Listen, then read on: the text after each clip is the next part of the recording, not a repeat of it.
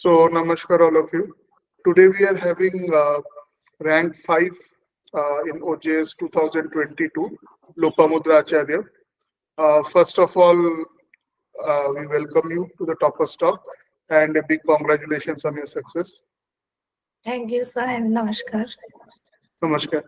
So, Lopamudra was a student of our integrated Till Success online batch, and so we will be discussing her strategies for the exam, her interview experience at OPSC, and whatever she has to uh, uh, tell the aspirants, okay, how to prepare.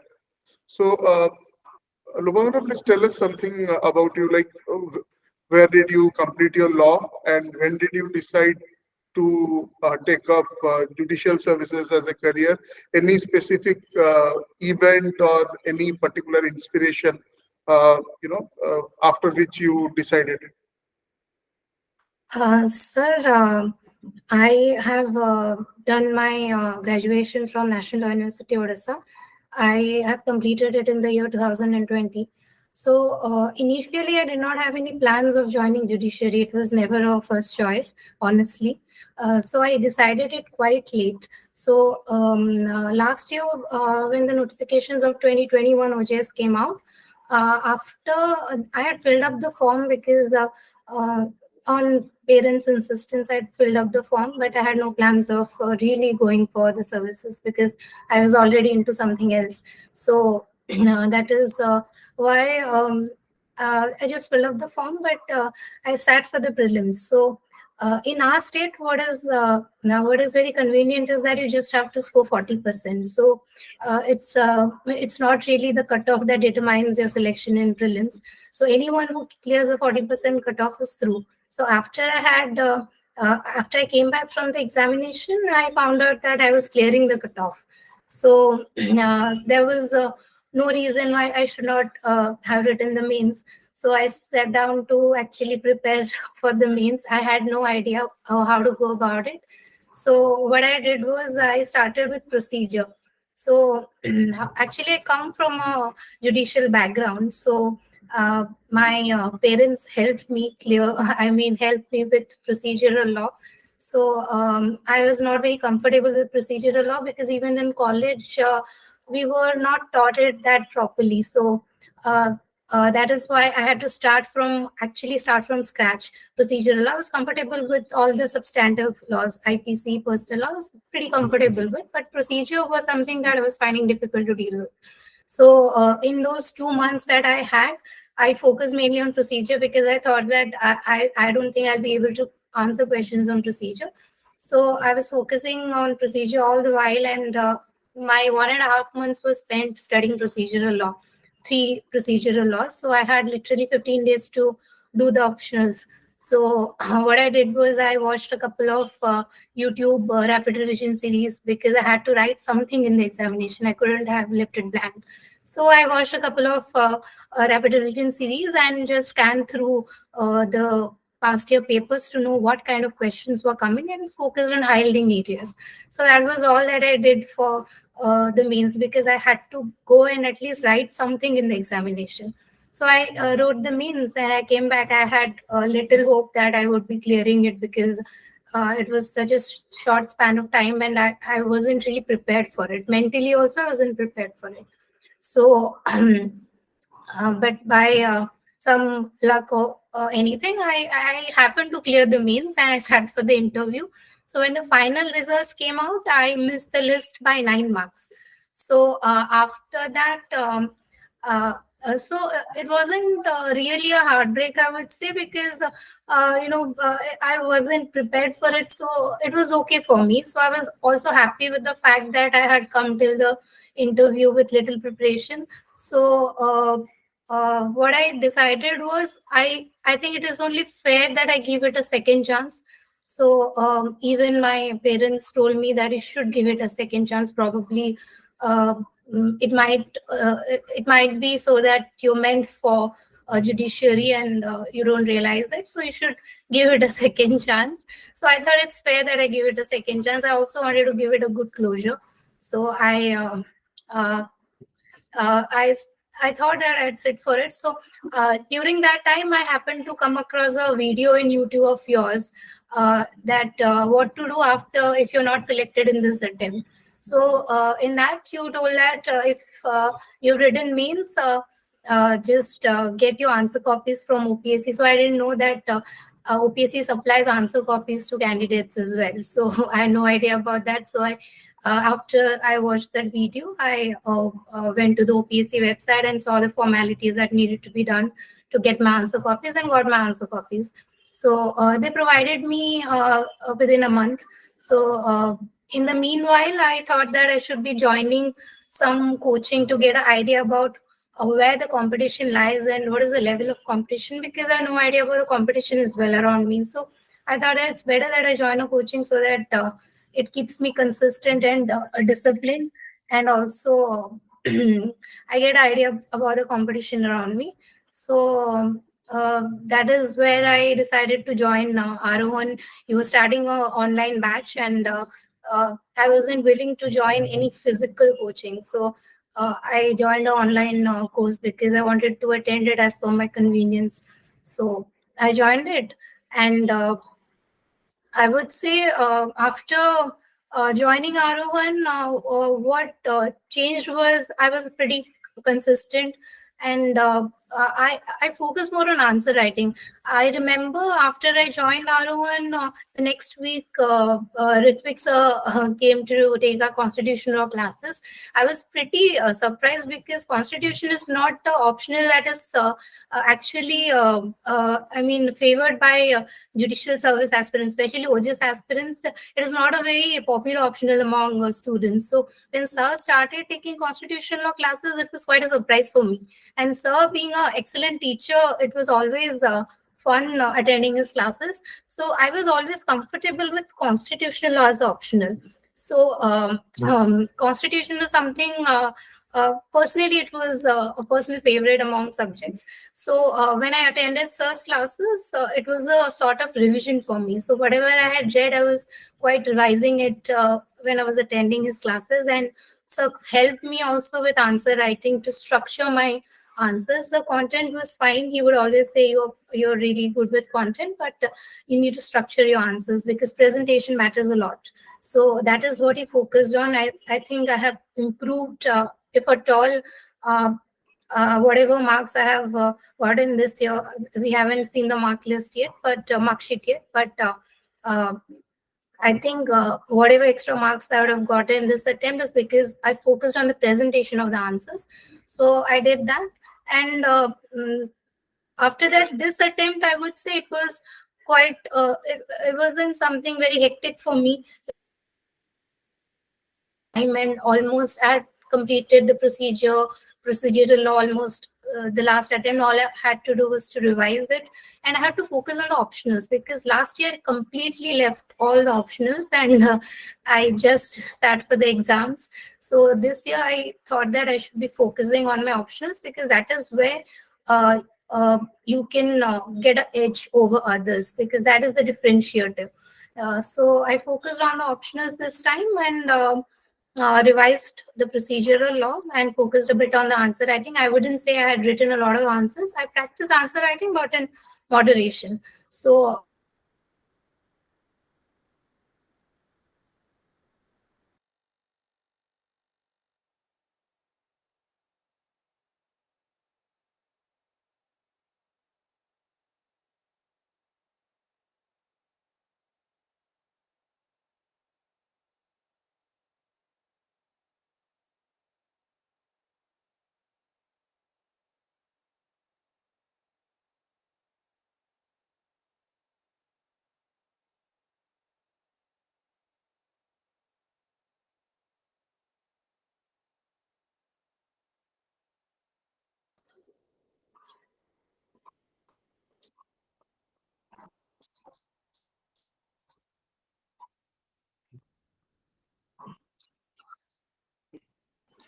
Yeah, I think there was some network issue.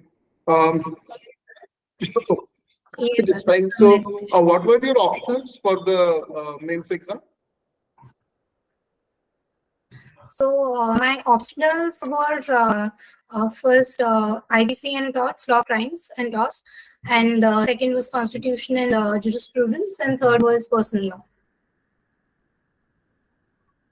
Okay. And what was the total time span of your preparation, serious preparation for Odisha Judicial Service? And what would you like to tell the aspirants that, how much time is sufficient, to ensure that you do well in the exam? Sir, as I said, I only started preparing or taking this exam seriously from this attempt. So I would say a serious preparation of 6 months would suffice. If one prepares well for 6 to 7 months consistently, then it's a very doable examination. And also duration is quite subjective, I would say. So if one thinks that it would require him more time, more than 6 or 7 months, probably a year, he or she should prepare accordingly. So duration is quite subjective, but uh, a decent preparation can be made within a span of 6 to 7 months. So that is what I would suggest. And so what was the next question? No, that is what I basically asked, that what was the duration of your preparation? Okay. Now, coming to your preparation strategy for this year. So, how did you, you had integrated preparation of prelims and mains, or, or you prepared for prelims first, then mains? And what was your strategy of preparation, both for prelims and mains? So for prelims, I was pretty comfortable because, as I said, it wasn't something of a hurdle for me. Without much preparation, I found out that I could be clearing prelims. Having said that, one should always take prelims seriously because it is getting tougher every year. So the best strategy to solve or to crack prelims is to solve MCQs, I would say. Even if one doesn't study barracks or books, if you solve MCQs, you can get a fair idea about the questions. You can get an idea about different facts which are repeatedly asked. The main thing is to go through the past 10 years or 11 years prelims papers. So you get an idea about what is the pattern of the state that you're appearing for. So for Odisha Judicial Service, the best thing is to scan through the past 10, 11 years papers. So one definitely gets an idea about what kind of questions are being asked in the Odisha Judicial Service prelims. So after doing that, one should solve MCQs, keep solving MCQs on a daily, regular basis, and read the barracks. So barracks is one of the most important sources when it comes to prelims. One need not study the books even, but if one studies barracks and solves MCQs, then you're good to go through prelims. So I don't think there is any extra preparation that is required for prelims apart from doing the barracks and solving the MCQs. So for mains, I had a very integrated approach. I did not see prelims and mains very differently. So I was studying for mains.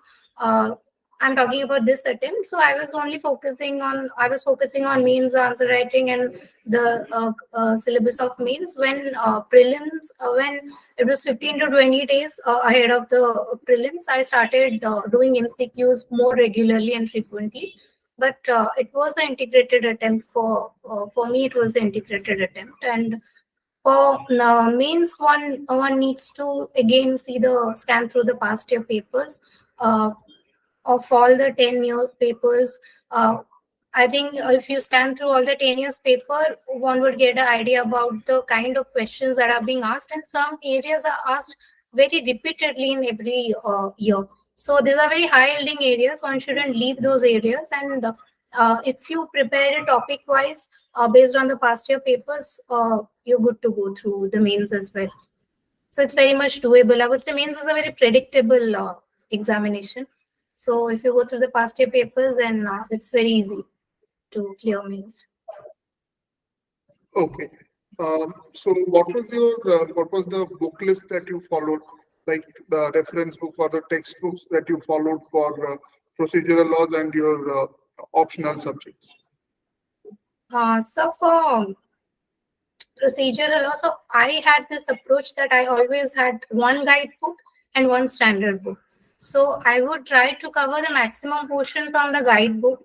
So wherever it was required, I would follow the standard sources, and not that I would read the standard sources cover to cover. So I was not that person who would read all the standard sources cover to cover. So my approach was to follow the guidebook. So I had this Javala series guidebooks that comes for law papers. So I followed that for CPC along with Takwani. Takwani is the standard source that one should refer for CPC. So, but I would say wherever it is required, you should refer to the standard source. But of course, the approach is different for different people. So, if you want to read the standard sources cover to cover, it's your choice. But I didn't do that. Also for CRPC, I would specifically suggest that there is there's a module named Criminal Justice Administration, which is there in EPG Pathshala. EPG Pathshala is the initiative of the MHRD, and a lot of good e-content is available for various disciplines, and for law also one would find it. And Criminal Justice Administration is a module which is prepared by National Law University, Delhi. It's one of the finest contents or materials that I've found for CRPC. So I would suggest aspirants who are starting from scratch or who want to clear their basics on CRPC. I think it's a material that you can refer to apart from RV Kelkar. RV Kelkar is a standard go-to source, but one can also refer to the module Criminal Justice Administration. Apart from that, CRPC was something I covered topic wise. So for certain topics, I only refer to the barracks. There was no referring to there was no referring to any second source. And for topics like arrest, bail, investigation process, trial process, I refer to different source materials. Like I said, either you can refer to Kelkar or you can refer to any other material of your choice. For Evidence Act, it was again the guidebook, and for standard source, I was referring to M. Munir. It's a universal publication book, M. Munir, and wherever required, I was referring to M. Munir. But again, for me, the guidebook was good enough. I thought that I can clear the exam through the help of guidebook, so there was no need of referring to any standard source. And Barrett, of course, repeated revision of Barrett is always advisable, whether it is prelims or it is mains, and one can cover a lot of questions only by studying the Barrett properly and repeatedly. I mean, I don't think there is any requirement of studying big fat books, but that is a personal advice. For IPC, I was referring to PSA Pillai. That was something that I was referring to from my college days. So PSA Pillai, I was comfortable with for IPC. For DOTS, it was Bangia. And in Bangia, I would say that at the end of the book, there is a summary of every chapter. Of all the chapters that is there in Law of Torts, there's a summary that is provided at the end of the book. I think that is something one should read very religiously just the day before exam, because you have all the important case laws and all the important content that you need to refer to. So please do go through the revision or the summary at the end of the Bangia book. And for Constitution, it was MPGen, and MPGen I was very comfortable since my college days, and it was Ritvik sir's classes. Sir used to cover things very exhaustively, so I did not have to do a lot of work when it came to Constitution. And Constitution was also something that I was comfortable with. For Constitution, I would say MPGen. MPGen is a big fat book, but if one is not comfortable with such a huge book, one can also refer to Jane Pandey or any other publication which you're comfortable with, or one can refer to also the guides. Singles guides are there for constitutional law that are also good sources. One can also refer to that.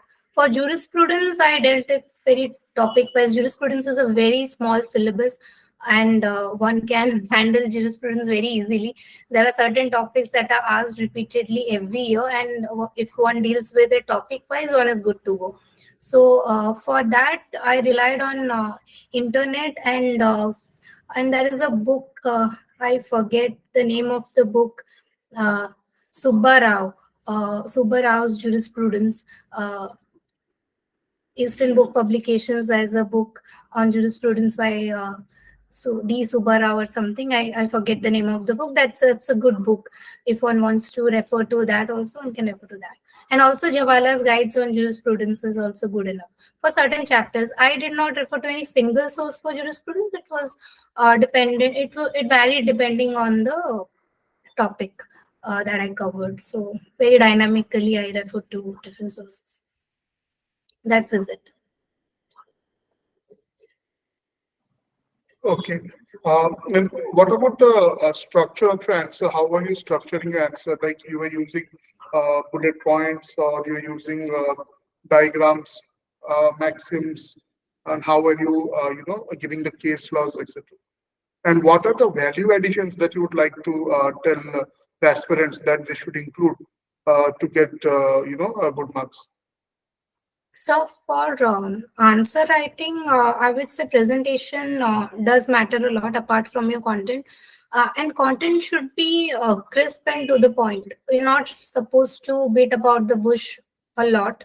Uh, so my standard format of answer writing was to write an introduction, then to start the body of the answer, and I divided it into multiple subheadings depending on the question that is being asked. I gave 2 3 subheadings, and then I would end it with a conclusion. So that was the standard format that I followed for descriptive answers. For questions which were problem based, I followed a certain format, that is start with facts, writing the facts in brief, and then I would go to the second heading would be the issues, and third would be the legal provisions, and fourth would be the analysis of legal provisions, and then the fifth would be application of the provisions to the present facts of the case, and sixth would be the decision or conclusion, whatever. So that is the standard format that I followed. Of course, another heading would be case laws in both descriptive and uh, uh, problem-based questions. So that is what I followed. The structure of the answer was like that. Depending on the question that is being asked, I changed the structure accordingly. But yes, one thing I would like to suggest for answer writing is that you need to be very neat and clean when it comes to answer writing. Avoid scratching out on the papers. Avoid writing clumsily in the answer sheets. There's a lot of space. It's a pretty fat booklet that is provided to you, and one cannot possibly complete that booklet in 3 hours. So you have a lot of space available in the booklet. So do not write clumsily.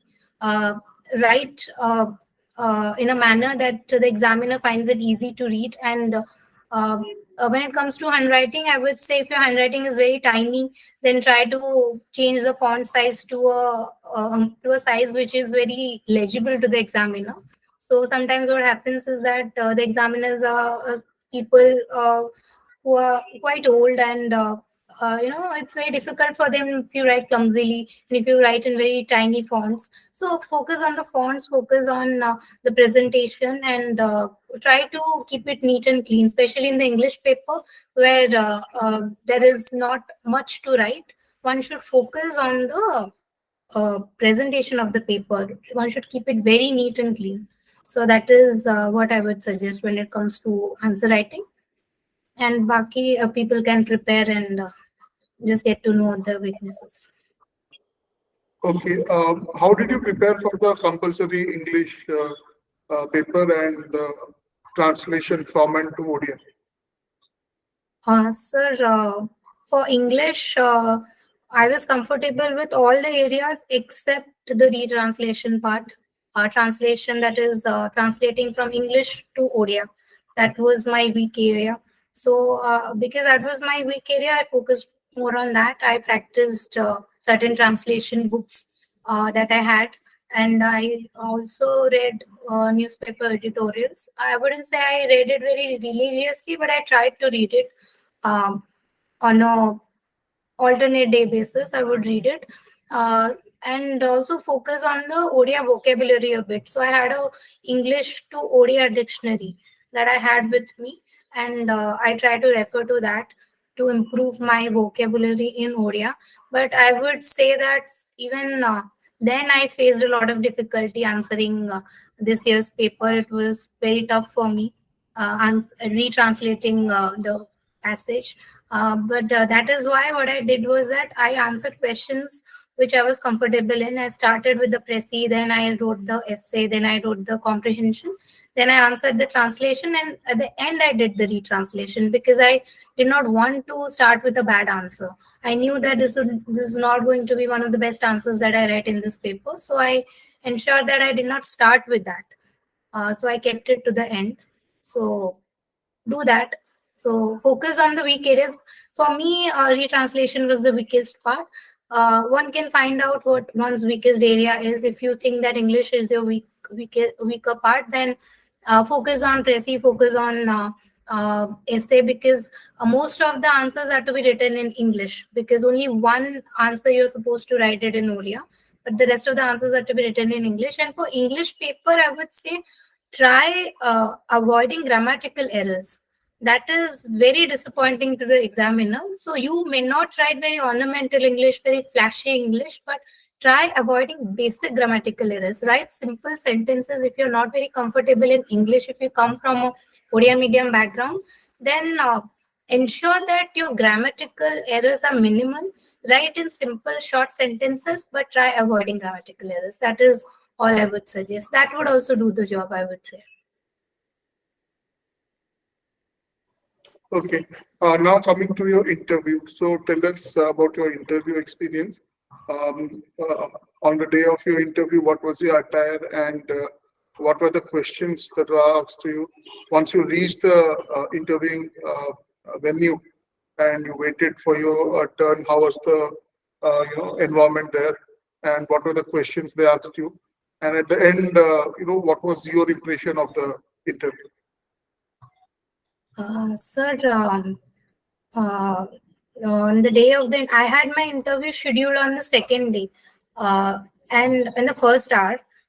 So when I went to this was my second interview experience. As I said, I was pretty comfortable with interview and everything. So I went there, and on that day, I was the first one to go for the interview. I did not have to wait a lot. I would say I even reached late to the interview OPSC office. So I would say I would ask everyone to be punctual and not reach very late. So I was around 5 to 10 minutes late to the office, but it was okay. All the formalities were completed, and then we went to the waiting hall. And I was the first one to go, so I did not have to wait for long. And the atmosphere was quite normal. Everyone was good. I think people were very courteous, and all the candidates were pretty confident. I did not find anything which was inconvenient in the interview hall or the waiting hall. And after I went inside the conference room where the interview is conducted, the panel is of 3 members. So one is the OPC chairman, and there would be one high court judge, and there would be one OPSC member. So the panel consists of these 3 people, and I was asked to, they greeted me and I greeted them back, and try greeting them with a namaskar, I would say, as you suggest, and all of us do that. Try greeting with a namaskar. They will greet you with good morning, but instead of replying good morning, try greeting them with namaskar.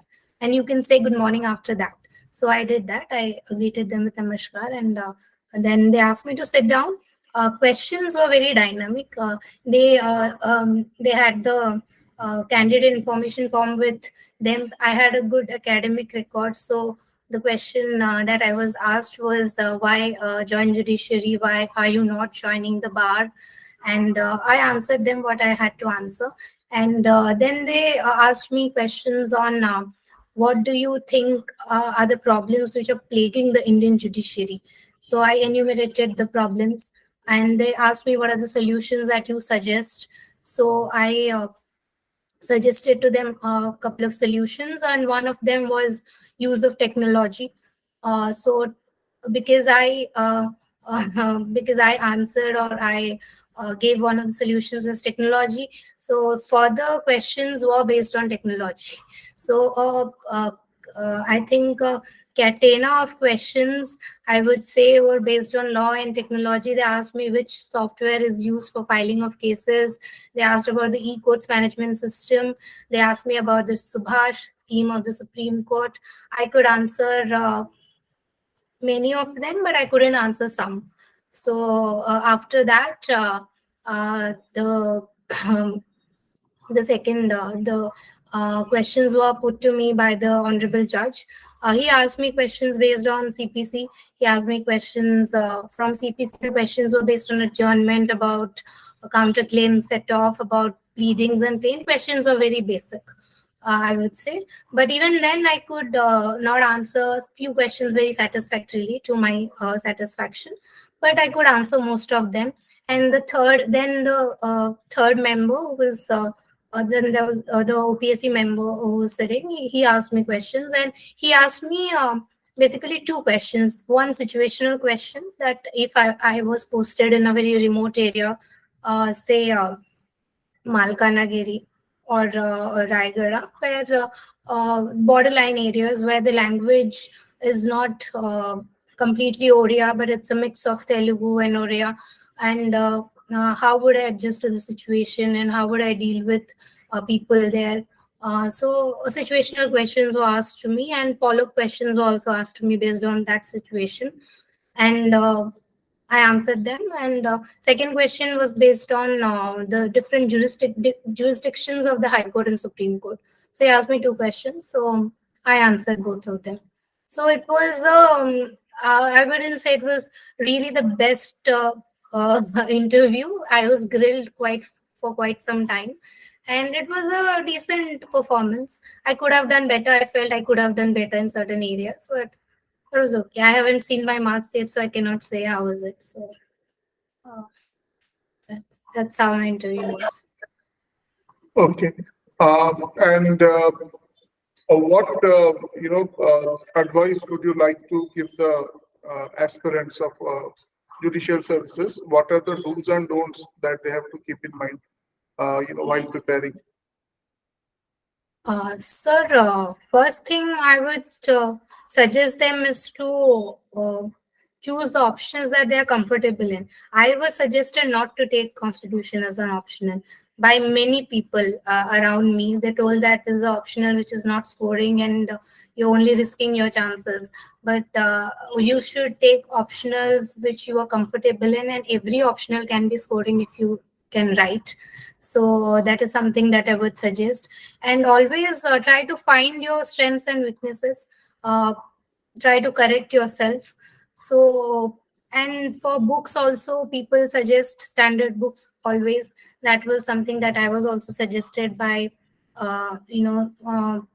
my friends or seniors who are already into the service. But I would say not every time you're required to follow standard sources. One can if you think that you can manage with other sources, or with any guidebooks, or with any material of your choice, or you can, or some people have the strategy of also reading the case laws, of reading a topic from the case laws. That is also a good strategy. I also have a habit of reading, for example, bail provisions. I completely relied on the case laws. I would read judgments, and from there I would get all the cases which are earlier cases, latest cases. So I have a habit of completing my topic from case laws. So you can do that. So any approach which is convenient to you, you should follow that. So there is no standard or any fixed rule that you should follow a standard textbook. If standard textbooks are not something of your choice, or you don't find comfortable, I'm not comfortable reading standard textbooks cover to cover, so I did not follow that approach. So follow the approach which is convenient to you, follow a strategy which is convenient to you.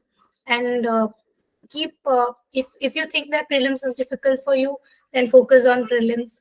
Do MCQs. If you think mains is difficult for you, or you should be practicing answer writing, then do practice answer writing. So this is very person specific. So do not take anyone's advice too seriously. Always find out what is right for you, what is best for you, and do that. So that is what I would suggest to all the aspirants. Okay, so once again, big congratulations on your success, and I Thank you, pray sir. to Lord Jagannath to bless you with a very successful career in judicial services. Thank you Thank very you, much. sir. Thank you, sir. Namaskar, sir. Namaskar.